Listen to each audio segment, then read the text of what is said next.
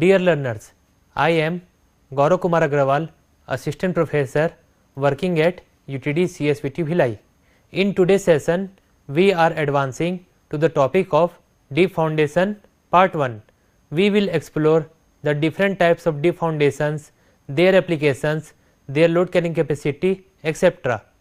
By the end of this session, you will gain a deeper understanding of deep foundations and be prepared to apply this knowledge to the real world construction projects, ensuring stability and safety.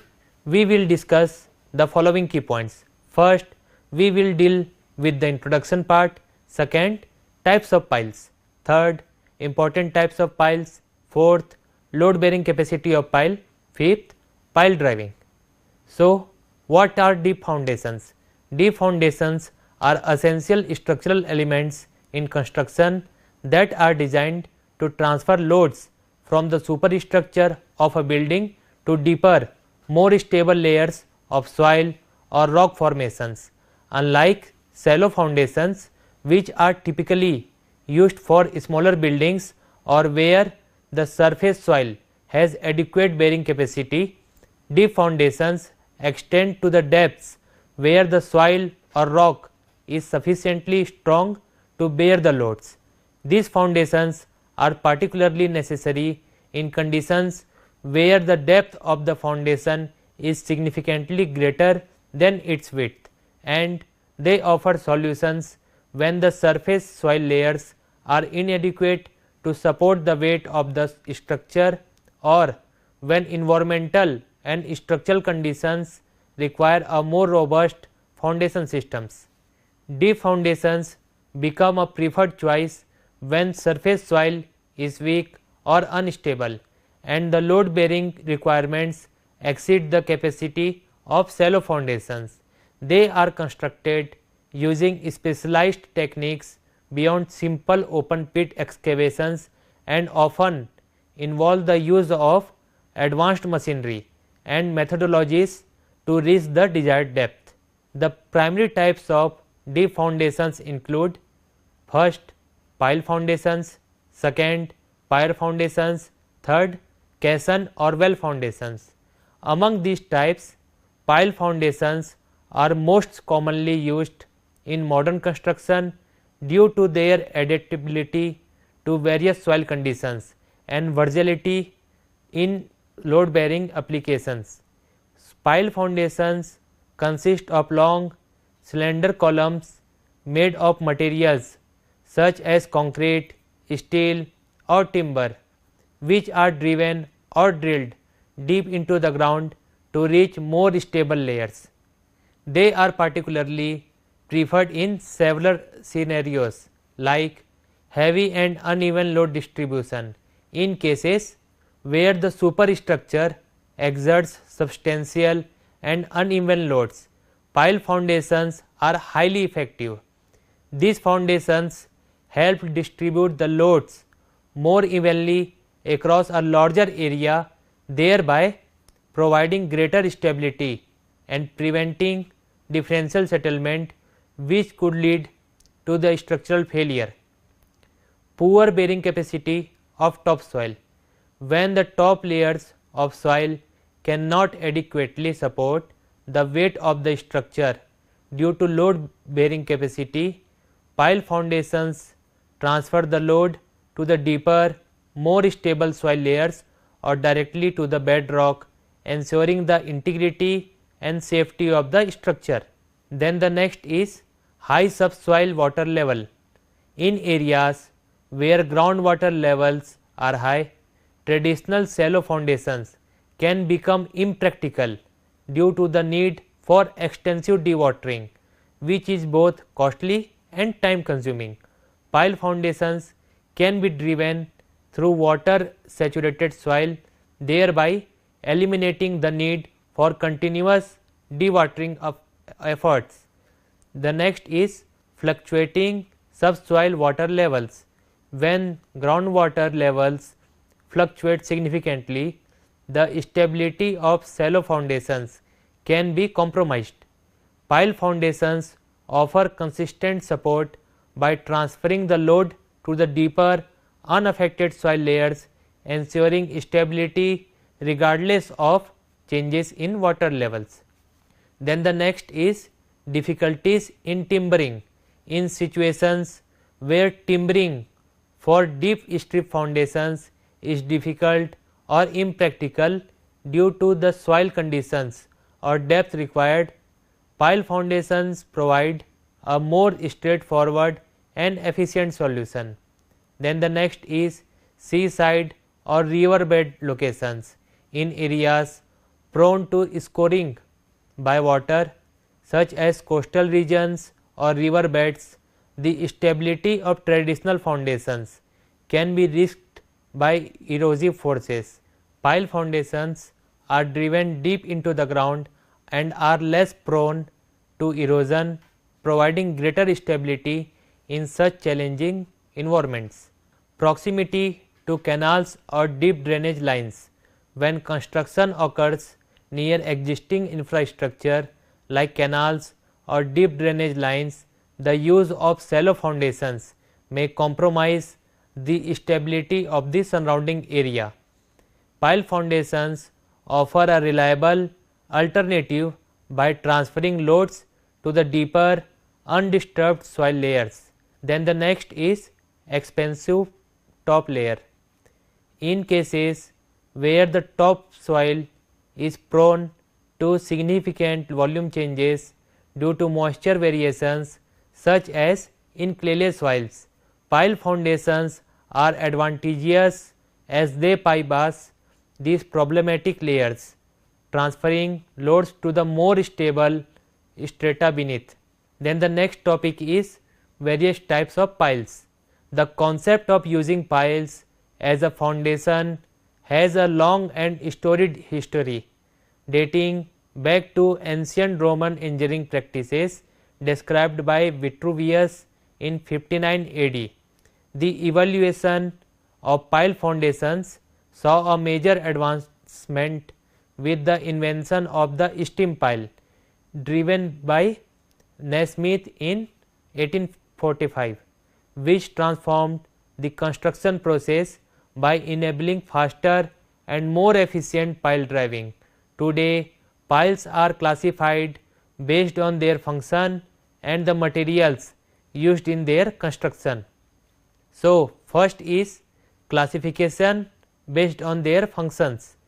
In this, first is end bearing piles. These piles transfer loads from the structure through water or soft soil layers to a stable bearing stratum such as rock or dense soil located deeper below the surface. End bearing piles are particularly used or suitable for sites where weak surface soils exist, but a firm layer is present at a greater depth. These piles effectively transfer the loads from the structure to this strong soil or rock stratum, ensuring stability. Then the next is friction piles. These piles transfer the loads to a depth primarily through friction along the entire length of the pile. Friction piles are used when no firm bearing stratum exists within a reasonable depth.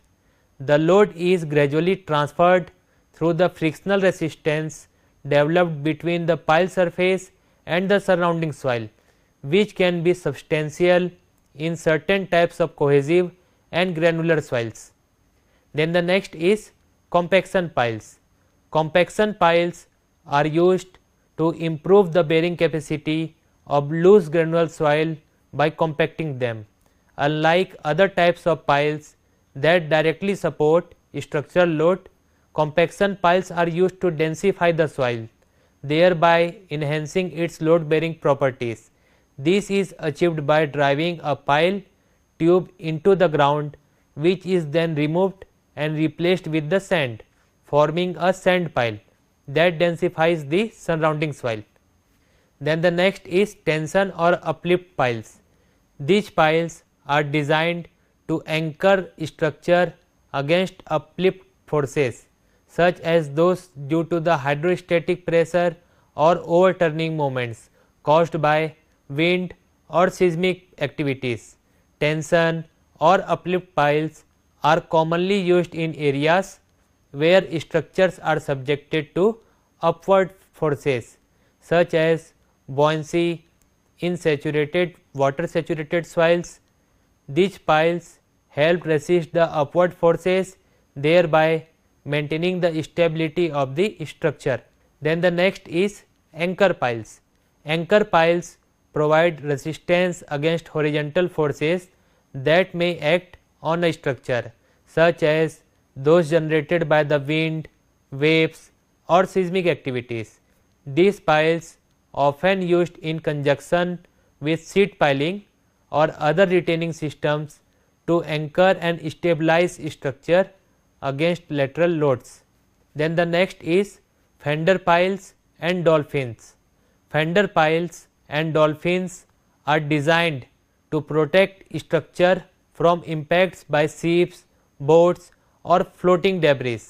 Commonly used in marine environments, these piles safeguard docks, piers and other waterfront structures from damage due to collisions, ensuring their lifelong or long term integrity and functionality. Then the next is sheet piles.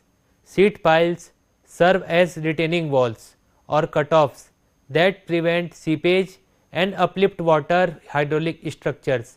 These piles are typically used for constructing bulkheads, sea walls and cutoff walls to control water flow and protect against erosion, thereby maintaining the stability of the surroundings area.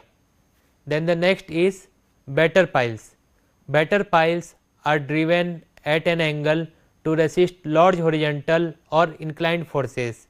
These piles provide lateral stability to structures subjected to significant horizontal loads, such as retaining walls and bridge abutment, by resisting the forces more effectively than vertical piles. Then the next is classification based on materials and composition. First is concrete piles. In the concrete pile, there is precast concrete piles. These piles are manufactured off-site, cured and then transported to the construction site. These are suitable for design loads up to 800 kN. They require sufficient space for casting, curing and handling. Modifications for length, adjustments can be costly, but they offer a high level of quality control due to the off-site manufacturing conditions. Then in the concrete pile, next is cast in situ concrete piles. These are constructed on site by pouring concrete into the drilled or driven shafts. These are used for design loads up to 750 kN. These piles eliminate the need for handling stresses and vibrations during driving. They are further classified into driven piles, in that cased or uncased, and bored piles such as pressure piles, pedestal piles and under-rimmed piles. The next is under-rimmed piles. These are a special type of bored pile with an enlarged section of bulb at specific depths. These piles enhance load carrying capacity and stability in black cotton soil or expensive soil. The next is timber piles. This is made from treated or untreated timber. These piles are typically used for light loads. They require treatment to prevent decay and damage due to exposure to the environmental conditions. They are not recommended for hard driving conditions or where they must penetrate through the hard strata or boulders. Then the next is sheet piles. First is H piles. These piles has an I-beam cross section and are driven into the ground. They provide high load bearing capacity and can penetrate dense soils, making them suitable for a wide range of applications. The next is pipe piles. These piles are hollow tube piles made up of steel, often filled with concrete after driving. These piles are used for deep foundations requiring high load capacity and are ideal for situations where both strength and durability are required. The next is sheet piles. These are interlocked steel sections that form continuous walls. These are commonly used for retaining walls, bulkheads and cut-off walls to control water flow and provide structural stability. Then the next is concrete and timber. These piles combine the benefits of both the materials, typically with a lower timber section and an upper concrete section. They are used in environments where the upper part of the pile is above the water table, taking advantages of the concrete's durability and the timber's cost effectiveness. In this, first is concrete and steel. This type of piles combines steel piles with concrete sections for greater length and load capacities. These are suitable for situations where the required pile length exceeds that available for single material piles, offering enhanced structural capacity and durability. The next are important types of piles. First is precast concrete piles. Precast concrete piles are manufactured away from the construction site and later driven into the ground. This method requires heavy mechanically operated pile driving machinery. Precast piles can have square, octagonal or round cross sections and may be tapered or parallel sided. They are typically reinforced due to the stresses involved in handling and driving. The piles range in size from 30 centimeter to 50 centimeter in cross section and can be up to 20 meters or more in length. Reinforcement consists of longitudinal steel bars, generally 20 to 40 mm in diameter and 4 to 8 bars in numbers, with lateral ties spacing between 5 to 10 mm spaced at varying intervals. A steel shoe is attached at the lower end to protect the pile toe and help it penetrate hard soils during driving. Then the advantages of precast concrete piles. Manufactured in controlled environments, ensuring high quality concrete and design. Second is reinforcement placement remains intact. Defects in casting can be easily detected and repaired. Then the next is mass production lowers manufacturing cost. Then the next is suitable for underwater driving and in sulphate rich subsoils where cast in situ piles may fail. Then resistant to biological and chemical subsoil actions. Then what are the disadvantages? Heavy and require specialized equipments for handling and transportation. Risk of breaking during transport or driving if not handled carefully. Heavy pile driving machinery is needed. Extra reinforcement is required, increasing cost. Limited length due to transportation constraints. Difficult and wasteful to adjust pile length if incorrect. Long lead times for manufacturing which can cause delays in urgent projects. Then precast pre-stressed concrete piles. Precast pre-stressed concrete piles are stronger and lighter than regular reinforced concrete piles, making them easier to handle and drive. First use in Great Britain in 1949, pre-stressed pile offered several advantages including better resistance to hard driving, greater durability in sea water due to absence of cracks, high column capacity, low handling cost, fewer pickup points and a higher moment of inertia compared to conventional piles of the same size. Then the next is cast in situ concrete piles. cast in situ concrete piles are adaptable to nearly all the ground conditions. The steel shell is driven into the close contact with the surrounding soil, providing both the structural support and protection for the concrete during and after placement of the adjacent piles, especially during the critical setting period. These piles offer flexibility as the shell can be easily cut or extended to accommodate varying length. One key advantage is ability to inspect the pile internally after driving. Common types of cast in situ concrete piles include: first, Raymond standard pile and stepper pile. Second is MacArthur cast pile. Third is Union metal monotube pipe. Fourth is Swage pile. Fifth is Western bottom pile. Then the next is uncased cast in situ concrete piles. Uncased cast in situ concrete piles are more economical as they do not require a casing. However, their construction demands high expertise.